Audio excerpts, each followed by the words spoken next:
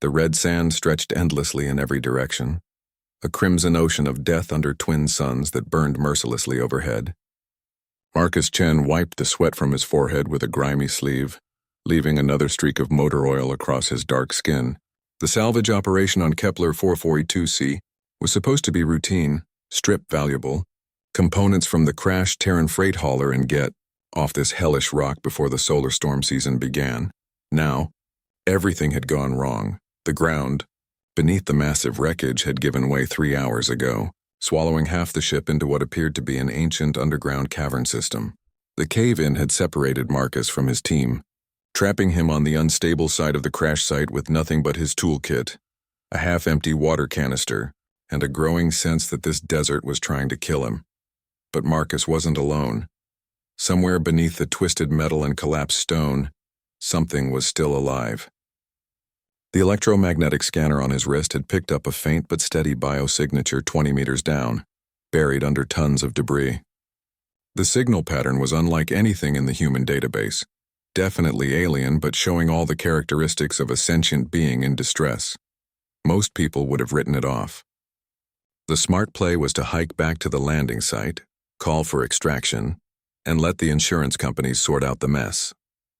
The desert was no place for heroics, especially when the temperature was climbing toward 50 degrees Celsius and the nearest water source was a 2-day walk through shifting dunes.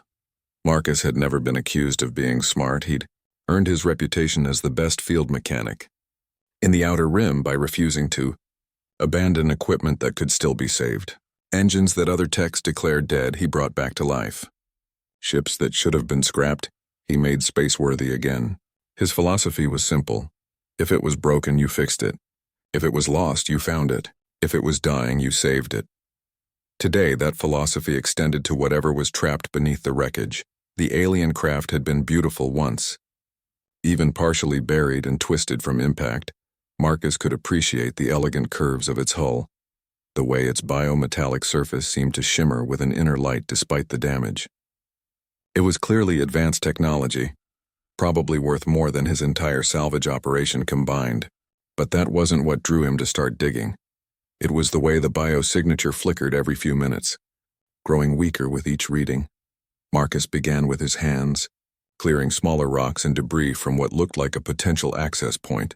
The alien metal was surprisingly warm to the touch, and he noticed it seemed to respond to contact, brightening slightly where his fingers made contact. Some kind of bioresponsive technology, maybe. He'd heard rumors about species that grew their ships rather than building them. The work was backbreaking. Each stone he moved revealed 2 more underneath. The twin suns climbed higher, turning the air into a furnace that made every breath feel like swallowing fire. His water supply dwindled faster than he'd planned, but the biosignature was getting stronger as he dug deeper. Then he heard it, a sound that made him freeze mid-motion. It wasn't quite a voice, more like a harmonic vibration that seemed to bypass his ears and resonate directly in his bones. The sound came again, weaker this time, and Marcus realized it was coming from beneath the debris. The alien was trying to communicate. "Hey there," Marcus called down into the gap he'd created, feeling slightly ridiculous talking to a pile of rocks. "I don't know if you can understand me, but I'm here to help. Just hang on." The harmonic sound came again, and this time Marcus could swear there was a note of hope in it. He redoubled his efforts, using his plasma cutter to slice through twisted metal beams and his anti-grav lifter to move the larger chunks of stone. The technology was meant for delicate electronics work, not excavation. But Marcus had always been good at making tools do things they weren't designed for. As he worked, he began to piece together what had happened. The alien ship hadn't crashed randomly. It had been running from something. Scorch marks along the hull suggested weapons fire, and the impact pattern indicated the pilot had been trying to make an emergency landing when the ship came apart. More concerning were the other signals his scanner was picking up. Several more biosignatures, but these ones had stopped moving hours ago. The alien he was trying to reach was likely the sole survivor of whatever had happened here. The temperature gauge on his suit was climbing into the red zone. His cooling system was working overtime, draining power from his other equipment. Soon he'd have to choose between keeping his tools running and keeping himself from dying of heat stroke. Marcus chose the tools. The plasma cutter finally broke, through into open space, some kind of internal chamber within the ship. The biometallic walls were glowing softly, providing enough light to see by. And there, trapped beneath a fallen support beam, was the most beautiful and terrifying creature Marcus had ever encountered. The alien was roughly humanoid but clearly evolved from something that had once lived in water. Its skin had an iridescent quality that shifted from deep blue to silver as it moved, and gill slits along its elongated neck fluttered weakly with each breath. Forearms ended in delicate, articulated hands that seemed designed for precise manipulation, rather than strength. Its large dark eyes fixed on Marcus with an intelligence that was unmistakably aware and grateful. One of those elegant hands was reaching toward him, fingers spread in what could only be a gesture of desperate hope. The support beam across its lower body was too heavy for Marcus to lift alone, and the alien's position was precarious. One wrong move could bring down more debris. But those eyes never left his face, and in them Marcus saw something he recognized. The absolute refusal to give up that had driven him his entire life. "Don't worry," he said, surprised by how steady his voice sounded. "I'm getting you out of here." The alien's harmonic voice responded, and somehow Marcus knew it understood him perfectly. The support beam was a masterpiece of alien engineering, but it might as well have been made of neutronium for all the good that did Marcus now. The metal was lighter than it should have been for its size, yet still far too heavy for one human to lift. Worse, the way it had fallen created a fulcrum effect. Any attempt to move it the wrong way would send more debris cascading down onto the trapped alien. Marcus studied the problem with the methodical approach that had kept him alive. Through a dozen impossible repairs, the alien's biosigns were weakening but stable for now. He had maybe an hour before shock and internal injuries became irreversible, assuming alien physiology worked anything like human biology. The creature watched him with those impossibly deep eyes, occasionally making soft harmonic sounds that seemed designed to be comforting rather than urgent. It was trying to keep him calm, Marcus realized. Even trapped and dying, the alien was more concerned about his state of mind than its own survival. "You're something else, aren't you?" Marcus muttered, wiping sweat from his eyes. The chamber was cooler than the surface, but his suit's cooling system had finally given up the fight. He could feel the heat beginning to cook him from the inside out. His toolkit wasn't designed for heavy construction, but Marcus had learned long ago that the right application of physics could make any tool powerful. The plasma cutter couldn't slice through the support beam without risking structural collapse, but it could create precise cuts in the secondary debris. His anti-grav lifter was rated for 50 kilograms, but with proper leverage and fulcrum points, it could move much more. The trick was doing it all without killing them both. Marcus began with the smaller pieces, clearing a workspace around the beam and creating access points for his equipment. The alien ship's interior was a marvel of organic engineering. Walls that curved like living tissue, surfaces that seemed to grow rather than being manufactured, and a lighting system that responded to the presence of living beings. As he worked, Marcus noticed the alien was doing something with its free upper arms. Delicate fingers moved in complex patterns, and sections of the ship's biometal began to respond. Walls strengthened themselves, damaged areas sealed over with new growth, and the lighting intensified to help him see better. The alien was literally healing its ship around them. Incredible, Marcus breathed. He'd seen plenty of advanced technology in his years as a salvage mechanic, but nothing like this. The ship wasn't just a vehicle, it was a living partner to its pilot. The harmonic sounds came again, and this time Marcus heard something different in them. Urgency, but not about the alien's own condition. It was trying to warn him about something. His scanner confirmed the bad news. The temperature outside was climbing toward 60 degrees Celsius, well into the lethal range even for a short exposure. The cave-in had created a heat trap, and the twin suns were turning the surface into an oven. Even if he freed the alien, they'd be trading one death trap for another. But first things first. The support beam had to go. Marcus positioned his anti-grav lifter at the optimal leverage point and began to apply upward pressure. The beam shifted slightly and he heard the alien's sharp intake of breath. Apparently fear sounded the same across species. Moving too fast would bring the ceiling down on them both. Instead, Marcus used his plasma cutter to create a series of small cuts in the debris pile, redirecting weight and pressure away from critical support points. It was delicate work, like performing surgery on a building, but gradually he created a stable framework that could handle the beam's removal. The alien watched every move with intense concentration, occasionally making soft sounds that Marcus was beginning to interpret as guidance. When he moved toward a particularly unstable-looking section, the harmonic tones became more urgent. When he found a good approach, they took on an encouraging quality. They were working together. After 40 minutes of careful preparation, Marcus finally positioned his lifter for the main event. The anti-grav field engaged with a soft hum, and slowly and possibly, the massive beam began to rise. The alien's lower body was revealed inch by inch, and Marcus could see the extent of the damage. Complex fractures in what might have been the equivalent of ribs, extensive bruising across the silvery skin, but nothing that looked immediately fatal. The beam cleared completely, and Marcus guided it to a safe resting position against the far wall. The alien tried to sit up and immediately collapsed with a sound that definitely indicated pain. "Easy there," Marcus said, moving to support the creature's shoulders. The skin was surprisingly warm and had a texture like smooth scales. "Don't try to move yet. Let me check for spinal damage." The alien's 4 hands moved in what Marcus interpreted as gratitude, then gestured toward a section of the ship's wall. The biometal began to extrude something that looked like medical equipment, scanners and treatment devices that formed themselves from the ship's own substance. Working together, human experience and alien technology, they began to assess the damage. The scanners revealed what Marcus had suspected: serious but not life-threatening injuries. Assuming they could get proper medical attention within the next few hours, the alien made a series of complex harmonic sounds and gestured toward the ship's controls. Sections of the wall became transparent, showing the hellscape outside. The temperature readings were climbing past survivable levels, and sand devils were forming on the horizon, tornadoes of superheated dust that could strip flesh from bone. But the alien wasn't showing him the dangers. It was showing him the solution. Deep beneath the surface, the scanners revealed a vast network of caves and underground rivers. The crash had broken through into a natural cooling system that could protect them from the surface heat.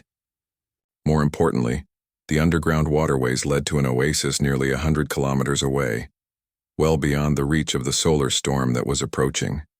The alien ship might be too damaged to fly, but its biosystems were still functional. With the right modifications, they could turn the remaining hull sections into a survival vessel, capable of traveling through the underground passages. Marcus grinned, feeling the familiar surge of excitement that came with an impossible engineering challenge. "You want to turn your ship into a submarine and navigate through underground rivers to escape a solar storm?" The alien's harmonic response somehow conveyed both acknowledgement and mild amusement at the human's enthusiasm for insane plans. "I like the way you think," Marcus said, already mentally cataloging the modifications they'd need to make. "But first, we need to get you mobile." The alien's medical systems were unlike anything Marcus had encountered in 2 decades of working with interstellar technology. Instead of cold mechanical devices, the ship grew treatment pods that seemed to understand their patient's biology on an intuitive level. Biometallic tendrils emerged from the walls, interfacing directly with the injured alien's nervous system to assess damage and begin repair protocols. Marcus watched in fascination as the creature's broken ribs were slowly realigned by what appeared to be living metal splints. The ship was literally becoming part of its pilot's body, supporting damaged organs and supplementing failing systems. It was medical technology so advanced it bordered on magic. But magic wouldn't save them from the approaching solar storm. While the alien healed, Marcus turned his attention to their escape plan. The ship's sensors painted a detailed picture of the underground cave system, a labyrinth of natural tunnels carved by ancient waterways, now filled with cool, breathable atmosphere. The passages were wide enough for a modified ship section, but they'd need to navigate by instruments alone in complete darkness. More challenging was the fact that they'd be traveling through alien geology on a planet that seemed actively hostile to life. The caves might offer protection from the surface heat, but they brought their own dangers. Unstable rock formations, poisonous gas pockets, and underground creatures that the sensors couldn't quite identify. The alien made a series of gentle harmonic sounds, drawing Marcus's attention to a section of the ship's controls. With careful movements of its four hands, the creature began showing him how the bioship's systems worked. It wasn't like human technology, with discrete components and clear interfaces. Instead, everything was interconnected, responsive to thought and emotion as much as direct commands. Marcus found himself learning a completely new form of engineering, not building machines, but growing them. The ship's hull could reshape itself within limits, extruding new structures or reabsorbing unnecessary ones. Life support systems adapted automatically to their occupants' needs. Propulsion worked through controlled manipulation of gravitational fields rather than brute force thrust. Your people don't build technology, Marcus realized, watching the alien guide biometal growth with subtle gestures. You partner with it. The harmonic response carried notes of approval and something that might have been respect for his quick understanding. Together, they began modifying the ship's remaining intact sections. The navigation chamber was restructured to accommodate both human and alien physiology. Life support systems were reconfigured to process the mixed atmosphere they'd encounter in the caves. Most importantly, the hull was reinforced and sealed to function as a self-contained environment during their underground journey. The work was exhausting in the rising heat. Marcus's water supply was down to the last few sips, and his body was beginning to show signs of severe dehydration. But the alien seemed to understand his distress. The ship began extruding a crystalline substance that dissolved in water, turning it into something that tasted like salted fruit juice and replenished his electrolytes far more effectively than any human sports drink. Hours passed as they worked. The alien's injuries were healing with remarkable speed, assisted by the ship's biomedical systems. Soon the creature was able to move around the chamber, all four arms coordinating complex tasks with an efficiency that made Marcus slightly envious. Their collaboration was developing a rhythm. Marcus would identify an engineering problem, structural stress points, power distribution issues, navigation challenges, and the alien would find ways to grow solutions directly from the ship's living systems. In return, Marcus's practical experience with salvage operations helped them optimize their modifications for the harsh conditions they'd face. Underground. The real breakthrough came when Marcus realized the ship's biometal could interface with his own equipment. His plasma cutter became part of the ship's toolkit, its energy systems integrated with the vessel's power grid. His anti-grav lifter was absorbed into the navigation system, providing fine control over their movement through the narrow passages. But the most important integration was between Marcus himself and the ship's sensory network. The alien guided him through the process, its harmonic sounds taking on an almost ritualistic quality. Biometallic tendrils no thicker than human hair made contact with the neural interfaces in Marcus's mechanic suit, standard technology designed to help field techs interface with complex systems. But instead of cold data streams, Marcus found himself experiencing the ship's awareness as if it were an extension of his own senses. He could feel the temperature differential between the chamber and the tunnels below. He could sense the structural integrity of every wall and support beam. Most remarkably, he could perceive the underground waterways as a three-dimensional map in his mind, complete with current flows, temperature gradients, and potential hazards. The alien was sharing its ship's consciousness with him. "This is how you navigate," Marcus breathed, understanding flooding through him. "You don't just pilot these ships, you become them." The creature's response carried notes of deep satisfaction and welcome.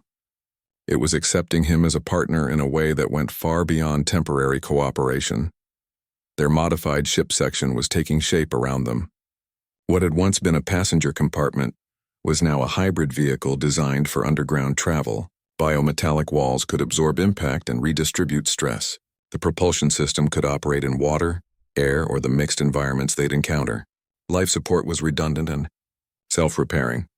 But the most important feature was the neural interface that would allow both pilot and co-pilot to share the ship's awareness and work together as a unified system.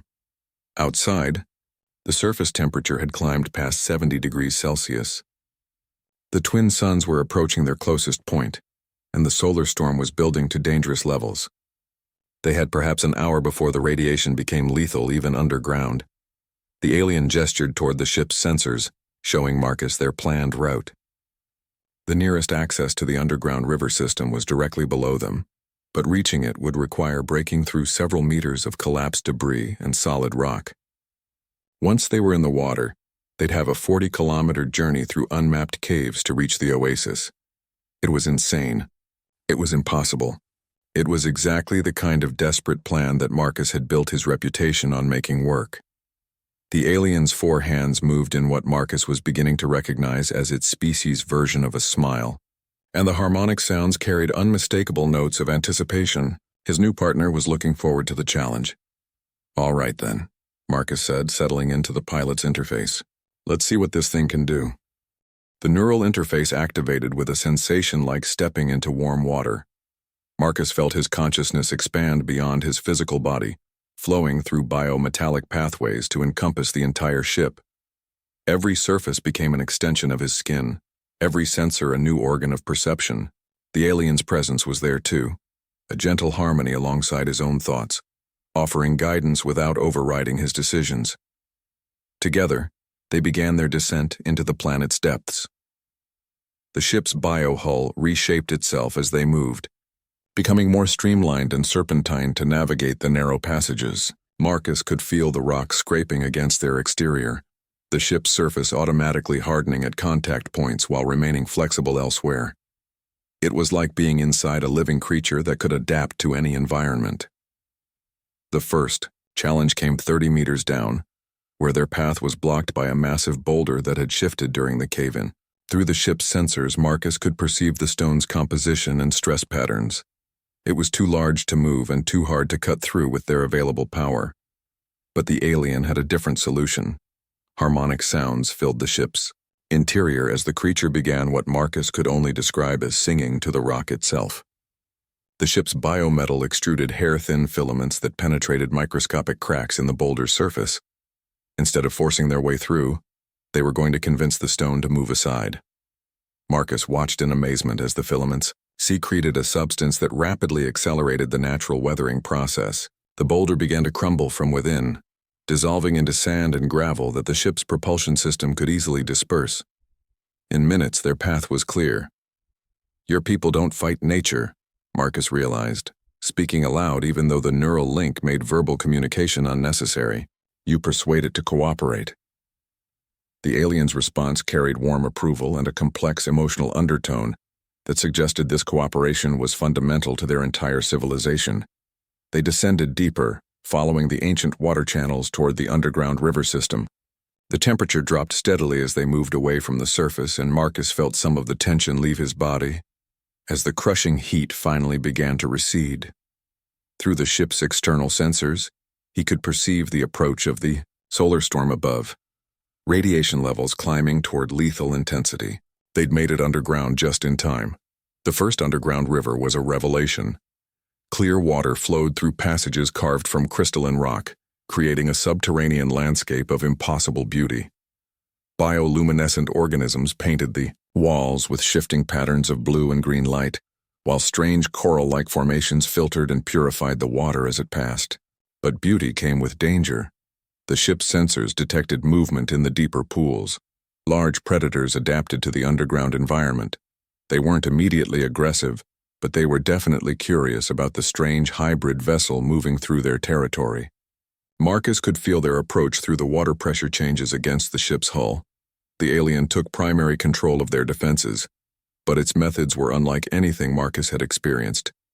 Instead of weapons or shields, the ship began broadcasting harmonic patterns into the water, complex songs that seemed to communicate peaceful intentions to the native life forms.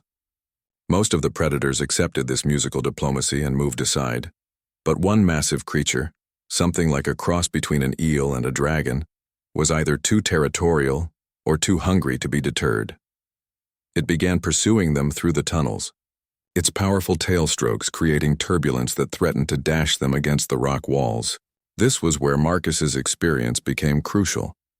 The alien pilot was skilled at cooperation and communication, but humans had spent millennia learning how to run from things that wanted to eat them.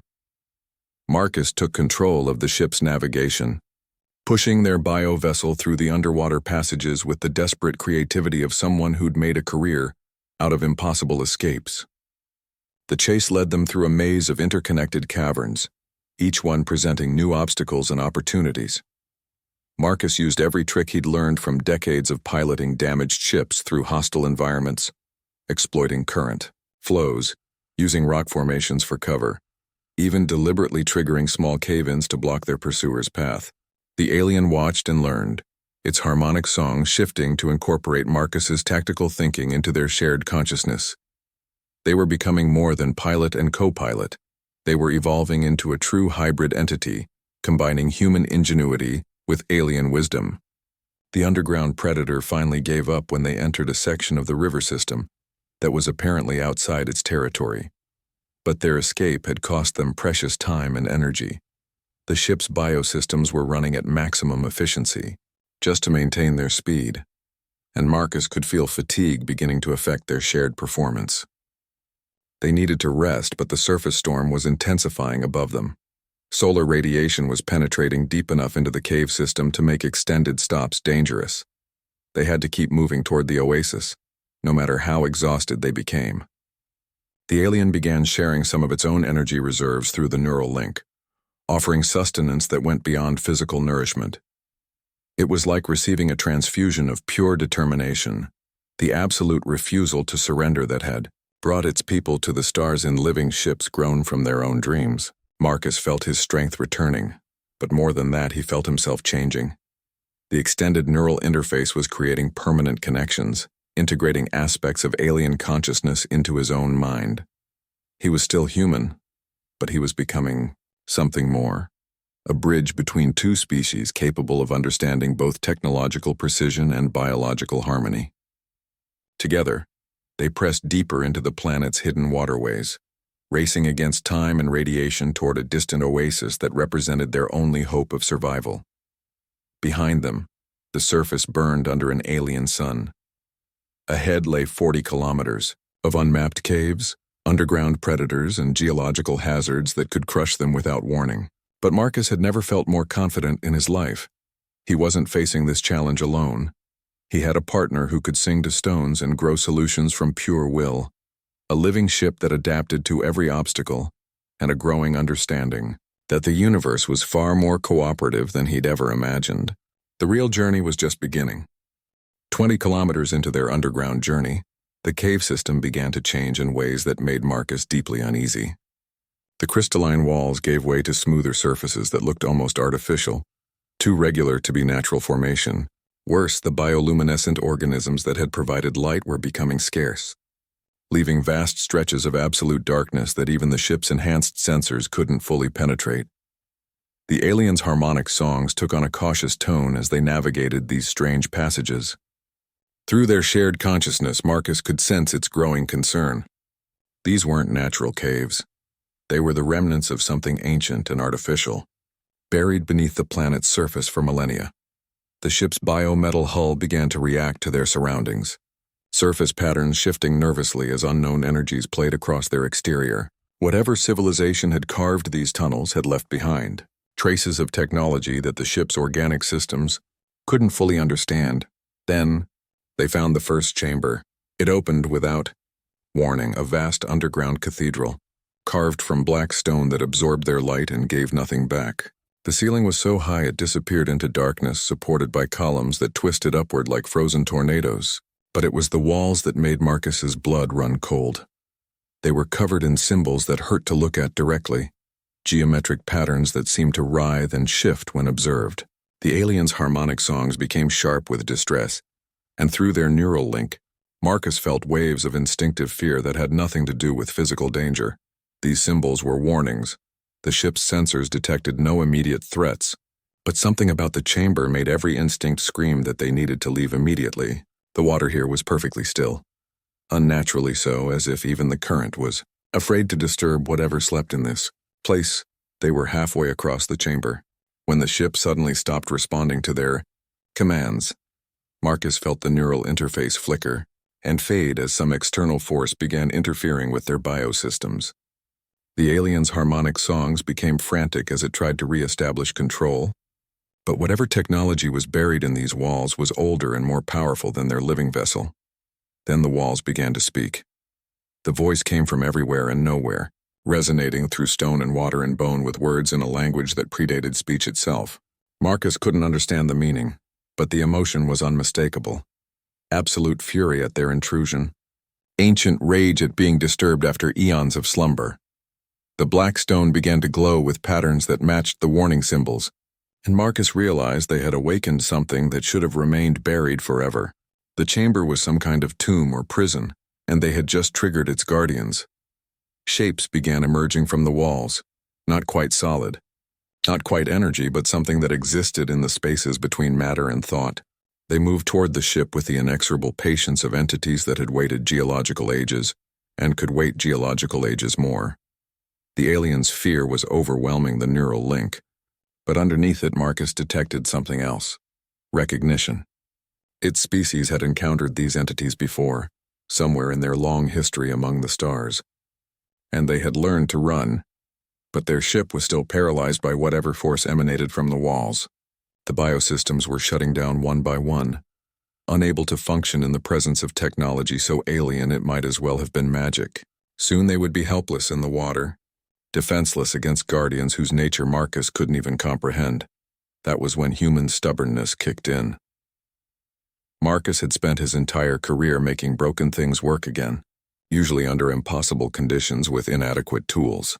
The fact that their current problem involved ancient alien entities and technology beyond comprehension was just another engineering challenge to solve. He disconnected from the neural interface and fell, back on pure human technology, his plasma cutter, his anti-grav lifter, and 2 decades of experience jury-rigging solutions that shouldn't work but somehow did. While the alien ship's biosystems failed around them, Marcus began manually overriding their propulsion using equipment that was too primitive for the Guardians to interfere with.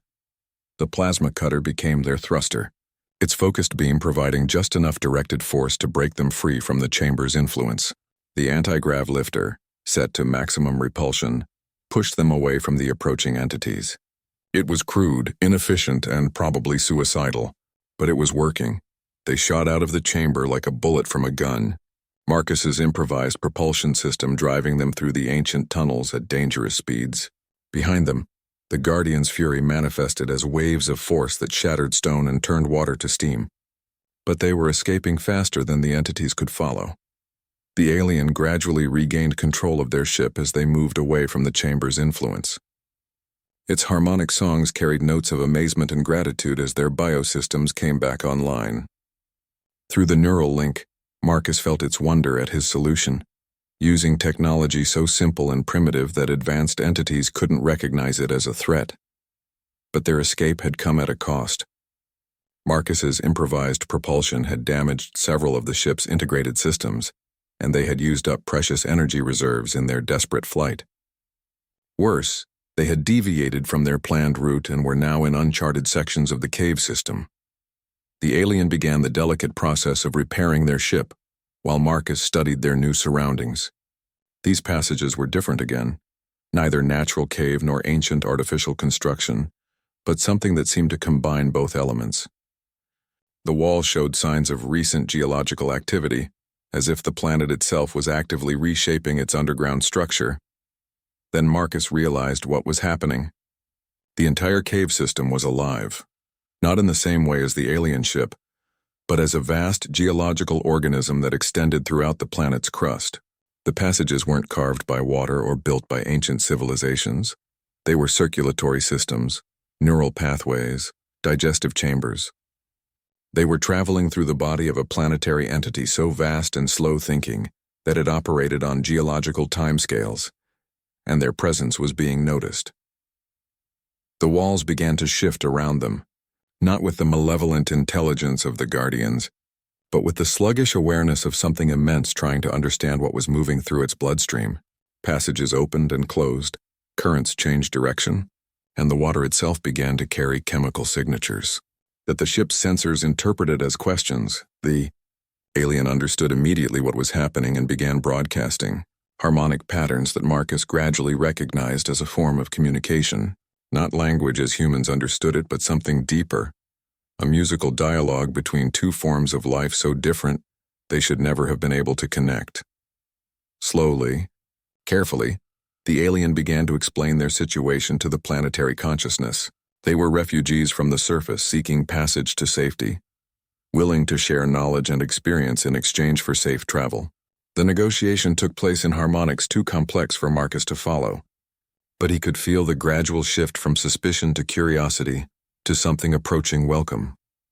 The planetary entity began to help them, reshaping passages to provide easier travel, adjusting currents to carry them toward their destination, even filtering toxins from the water to ensure their ship's biosystems remained healthy.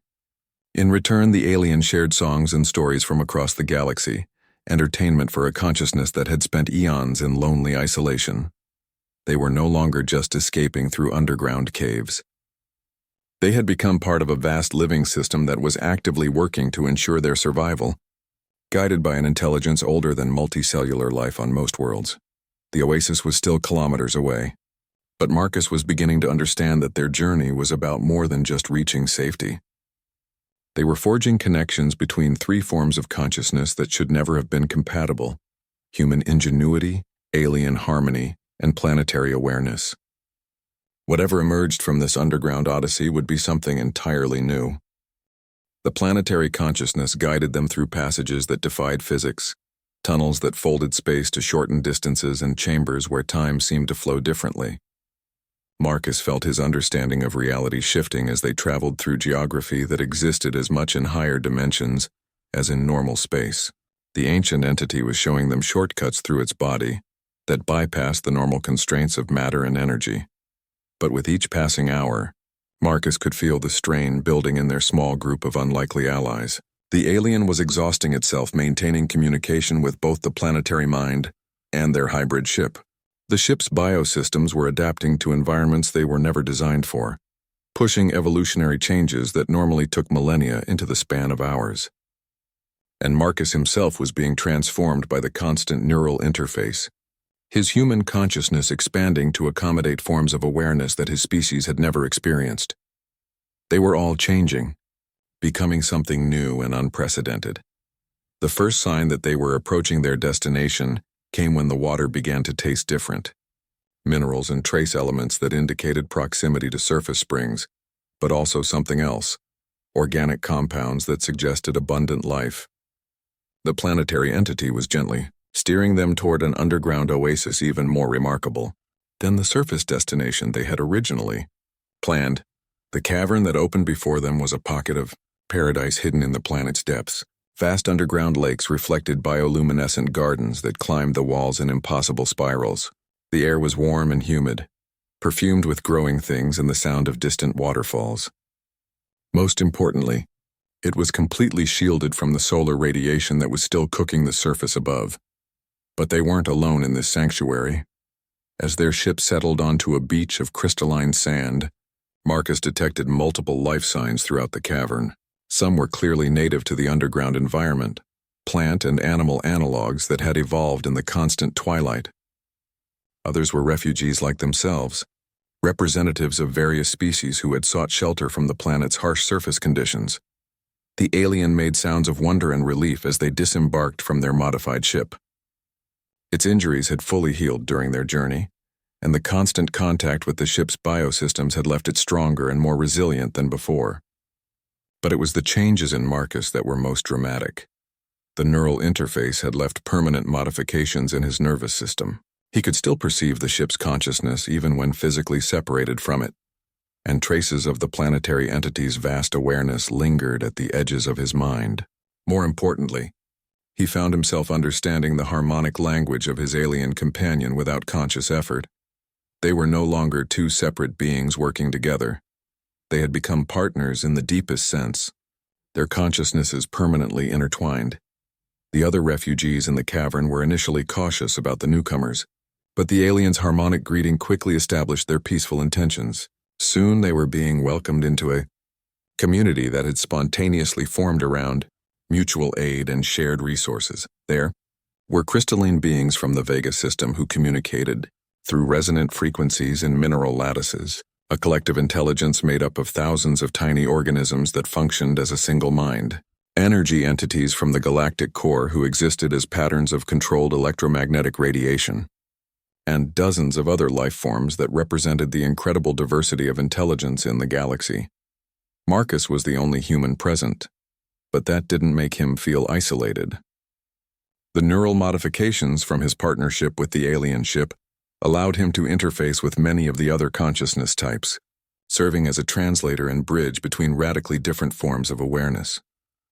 Days passed in the underground sanctuary as the solar storm raged overhead. Marcus found himself at the center of an unprecedented gathering of minds, facilitating communications and collaborations that would have been impossible without his unique hybrid consciousness. The alien worked alongside him, its harmonic abilities perfectly complementing his technical skills.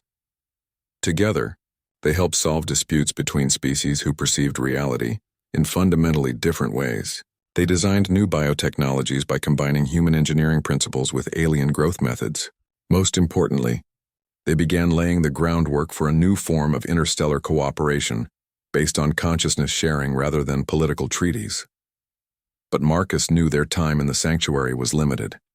The solar storm would eventually pass, and when it did, rescue ships would come looking for survivors of the original salvage operation. He would have to return to human space and somehow explain what had happened to him.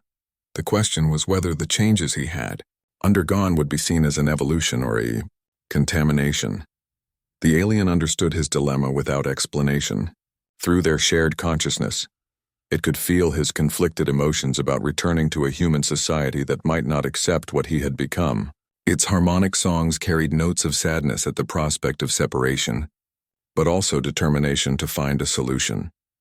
The answer came from an unexpected source, the planetary consciousness itself. The vast entity had been quietly observing the refugee community, learning about galactic civilization through the minds it sheltered. It had become fascinated by the concept of interstellar travel and the idea that consciousness could exist in forms that moved between worlds rather than being bound to a single planet. It wanted to join them, not by leaving its planetary body. That was impossible for an entity whose consciousness was distributed through geological structures. Instead, it proposed creating mobile extensions of itself, smaller entities that could carry fragments of its awareness to other worlds while remaining connected to the parent mind. The alien ship could serve as the template for these extensions.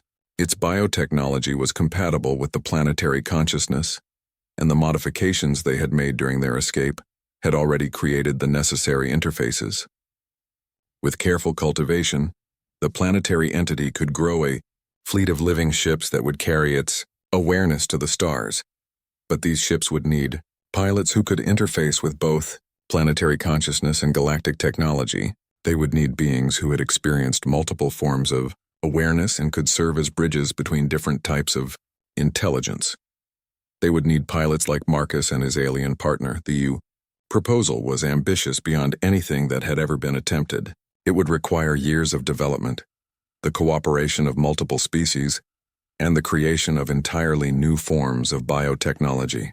But if successful, it would establish the first permanent connection between a planetary consciousness and galactic civilization. Marcus felt the familiar surge of excitement that came with an impossible engineering challenge. But this time, it was enhanced by harmonic resonances from his alien partner and vast, slow thoughts from the planetary mind itself. He wasn't just considering the project as a human engineer. He was evaluating it as part of a collective consciousness that spanned multiple species and scales of existence. The decision was unanimous across all components of their hybrid awareness. They would build the ships. They would train the pilots.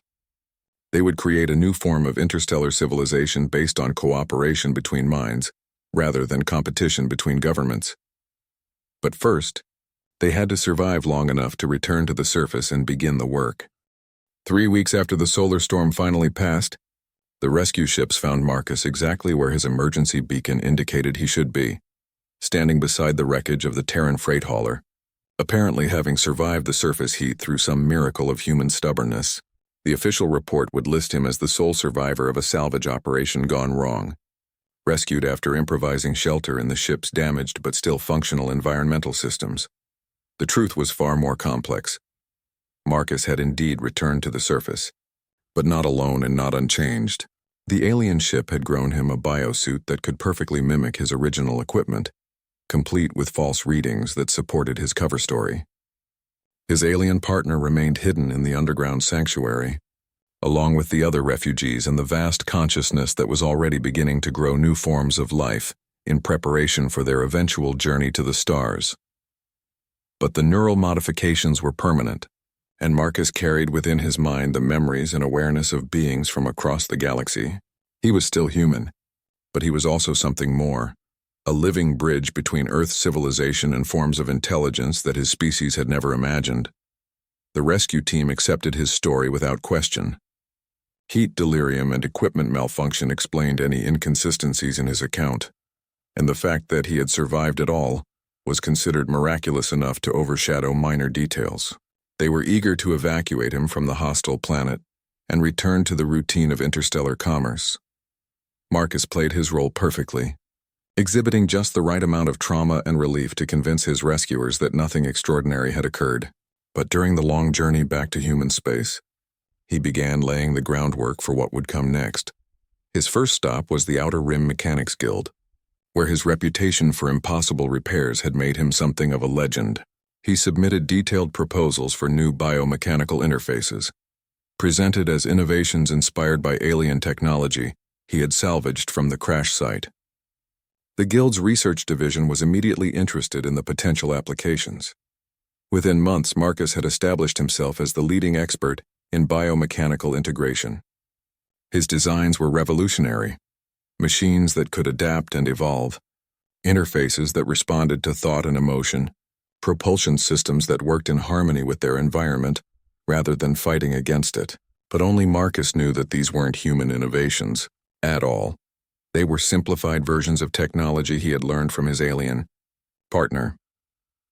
Each successful project brought him more resources and credibility. Soon he was leading a research team that included some of the most brilliant minds in human space, all unknowingly working toward the creation of technology that would eventually allow permanent contact with non-human intelligences. But Marcus wasn't working alone. Through the neural link that had never fully closed, he remained in constant contact with his alien partner and the planetary consciousness. They were his advisors, his collaborators, and his friends across the vast distances of space. Every design decision was made collectively. Every breakthrough was shared across multiple forms of awareness. The other refugees from the underground sanctuary had dispersed to their home systems, but they too were laying groundwork for the project. The crystalline beings were developing new forms of resonant communication. The collective intelligence was creating biocomputers that could host multiple consciousness types. The energy entities were working on power systems that could sustain living ships across interstellar distances. Slowly, carefully, they were building the infrastructure for a new kind of civilization. The breakthrough came 5 years after Marcus's rescue, when his team successfully created the first truly bioresponsive spacecraft. The prototype was small, little more than a shuttle, but it represented a fundamental advance in the relationship between pilot and vehicle. Instead of controlling the ship through mechanical interfaces, the pilot could merge consciousness with the vessel itself, becoming part of a hybrid entity that was more capable than either component alone. The test flights were spectacular successes. Pilots reported experiences of transcendent awareness, perfect control, and an intuitive understanding of space navigation that surpassed anything possible with conventional technology. The military applications were obvious, but Marcus was more interested in the civilian possibilities. He proposed an ambitious deep space exploration program using bioships that could adapt to any environment they encountered. The proposal was approved almost immediately, funding flowing from governments and corporations eager to gain advantage in the emerging field of biomechanical engineering.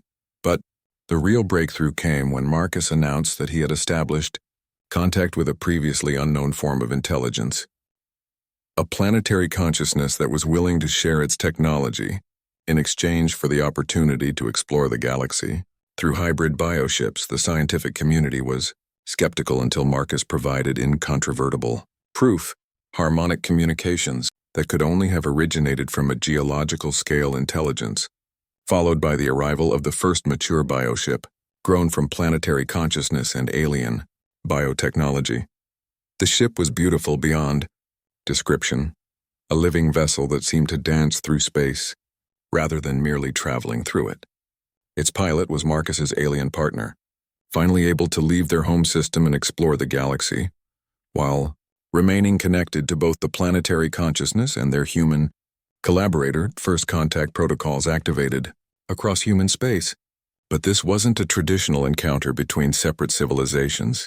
Instead, it was the beginning of a new form of relationship, a permanent partnership between different types of consciousness working together toward shared goals.